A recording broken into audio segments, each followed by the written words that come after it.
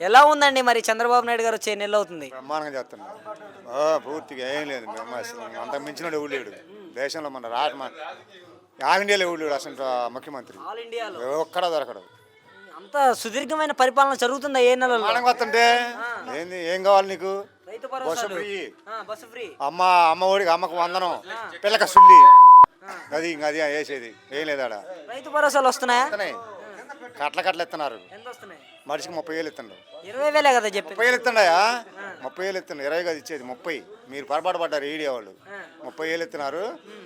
అమ్మ ఒడికే 20,000 వేస్తుండ్రు. 20,000 15,000 కదా చెప్పింది.